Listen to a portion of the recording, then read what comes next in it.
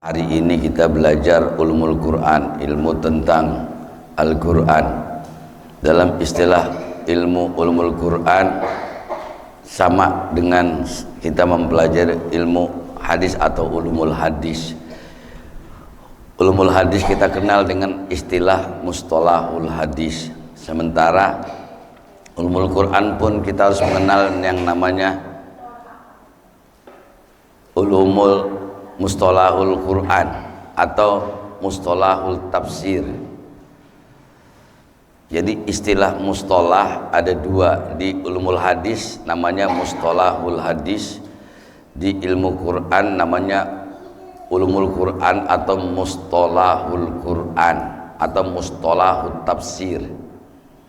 Ini biar ibu hati-hati dalam menjelaskan tentang ilmu, karena ilmu itu masing-masing ada fannya. Fan itu artinya orang yang sepakat, dalam istilah mustalah artinya orang yang sepakat,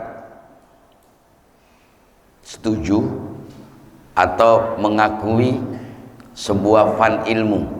Jadi orang-orang ahli tentang ilmu Al-Quran ini sepakat dalam istilah ilmu Quran namanya mustalahut tafsir, sepakat bahwa makna kalimat Quran ini semuanya sama, maksudnya tujuannya sama.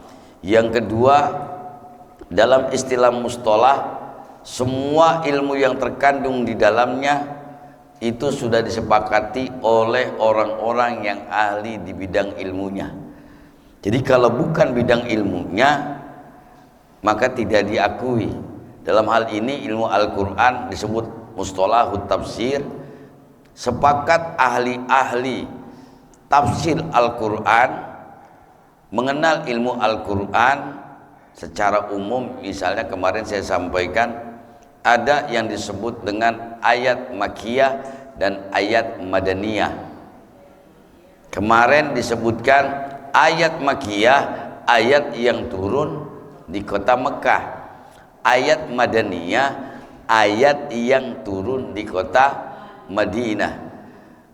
Hari ini saya tambah, bukan hanya ayat Makkiyah itu turun di Mekah, bukan hanya ayat Madinah itu turun di Madinah, tapi patokannya sepakat ulama mustalahut tafsir bahwa yang disebut dengan ayat Makkiyah, ayat yang Allah turunkan sebelum hijrah.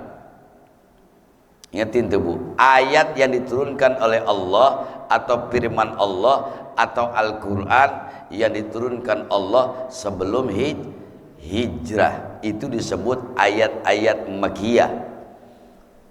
Ya Bu ya, karena nanti berkaitan dengan ilmu berikutnya yang disebut ilmu Al-Quran tentang nasah mansuh, ya, tentang ayat sebelumnya ditafsirkan dengan ayat berikutnya. Tapi kalau ayat Madaniyah, ya, turun setelah hijrah, nah nanti berkaitan dengan ilmu hadis. Ya Bu ya, 13 tahun Nabi di Mekah berdakwah sejak beliau diutus oleh Allah di usia yang 25 tahun sempurnanya menjadi seorang nabi. Tetapi diangkat jadi rasul sampai beliau hijrah ke Madinah itu 10 tahun. Jadi perjuangan Nabi berapa Bu? 23 tahun. 13 tahun di Mekah disebut ayat-ayat Makkiyah, 10 tahun di Madaniyah. Tetapi di Mekah ayat-ayat Makkiyah dikenal dengan ayat-ayat pendek. Contohnya Qul huwallahu ahad, Allahus somad, lam yalid walam yulad walam yakul lahu kufuwan ahad, sampai amma yatasaalun yang kita sebut di dalam Quran juz ammah. Itu ayat-ayat Makkiyah. Walaupun lebih lama di Mekah, tapi ayatnya jauh lebih pendek. Orang kalau baru kenal biasanya nggak panjang. Di Mekah itu Islam baru diperkenalkan, makanya nggak mungkin pakai ayat-ayat yang panjang, yang pendek aja nggak hafal, apalagi yang panjang. Makanya dalam praktek ulama mustalahut tafsir, ulama tentang ilmu Al-Quran atau ulumul Quran, kenapa dihafal ayat-ayat pendek dulu? Supaya nanti nggak kagok ketika menghafal ayat-ayat lebih panjang yang disebut ayat-ayat madaniyah. Makanya cirinya ayat-ayat makiyah itu cirinya ayatnya pendek-pendek. Tapi kalau ayat-ayat madaniyah atau ayat setelah Nabi hijrah dari kota Mekah ke Madinah, dakwah Nabi selama 10 tahun itu dikenal dengan ayat-ayat panjang. Contohnya Al-Baqarah. Al-Baqarah itu ayatnya panjang.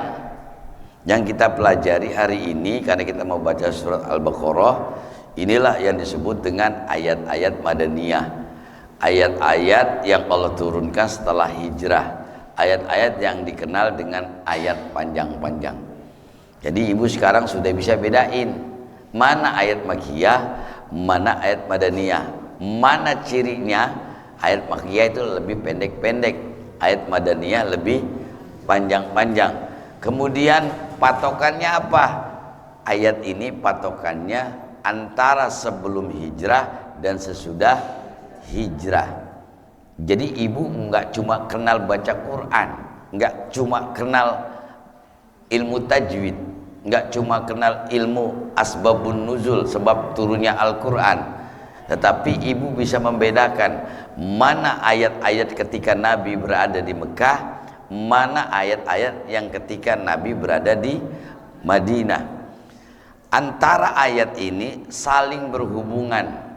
Makanya ada yang disebut dengan tafsir Quran bil Quran. Sekali lagi saya sampaikan sama ibu, bedain. Ada ilmu mustalahul hadis, arti mustalah itu kesepakatan ahli ilmu tentang hadis. Kalau di Al-Quran namanya mustalahut tafsir, kesepakatan ahli Al-Quran tentang makna tafsir, tentang makna yang dimaksud isi kandungan Al-Quran. Jadi untuk mengenal ilmu Al-Quran nggak cuma bisa baca. Ibu sekarang mulai ningkat ilmunya.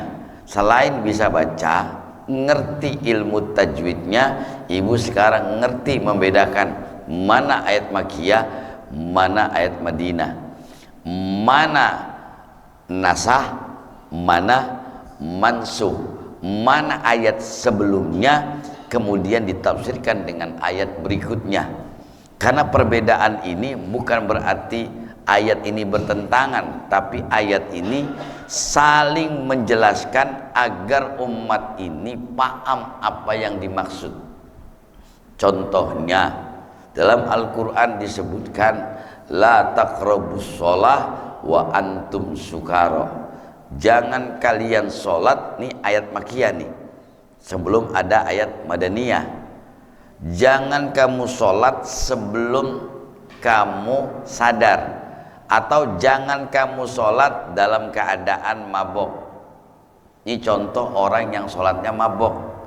Ketika takbir mau baca iftitah atau baca fatihah, yang ada di pikiran dan hati ibu itu bukan Allah. Contohnya ingat dompet yang ketinggalan, ibu ya, ingat kompor belum dimatiin. Itu disebut dalam istilah tafsir sukaro, itu nggak ingat, yang diingat yang lain. Ngerti bu maksudnya? Itu yang dibilang dalam bahasa mabok begitu. Lihat cirinya orang mabok. Orang mabok inget nggak? Sama bini diri aja nggak kenal. Nih ayatnya jelas. Kemudian di ayat madaniyah dijelaskan oleh Allah, aqimis sholah innas sholah tanha anil faksya'i wal munkar. Dirikan sholat, kerjakan sholat, sesungguhnya sholat itu dapat mencegah perbuatan keji dan mungkar. Maksud para ulama mustalahut tafsir bahwa orang yang sholat itu orang yang mampu mencegah perbuatan keji dan mungkar atas dirinya. Dalam keadaan sholat, yang disebut orang yang sholatnya mabuk itu, dia sedang melakukan perbuatan keji terhadap dirinya. Yang dimaksud keji itu, dia sedang sholat tapi yang diingat bukan Allah. Itu keji namanya. Ya, itu dianggap keji karena dianggap rendah. Kayak ibu sedang berhadapan ngaji, tapi ibu main HP, tapi ibu ngobrol, itu rendah namanya, enggak menghargai. Sama seperti kita ngobrol sama orang tapi pikirannya kemana-mana. Apalagi sedang ibadah sujud menghadap Allah, enggak boleh pikiran hatinya kemana-mana. Itu yang disebut orang keji. Kemudian yang dimaksud dengan mungkar, dapat mencegah perbuatan mungkar. Orang ini ketika sholat, dia tidak melakukan sebuah perbuatan melainkan gerakan sholat. Ini contoh, kan ada orang kalau lagi sholat Allahu Akbar, ada aja yang dikerjain, ngegaruk lah, yang ngupil lah. Itu mungkar. Mungkar atas siapa? Atas dirinya. Ya kira-kira ngadepin presiden aja dah. Ibu lagi ada presiden nih, ngupil, coba aja. Ini contoh. Ini yang disebut mungkar tuh begitu, enggak sopan, su'ul adab. Kalau bahasa orang songong, ngerti songong?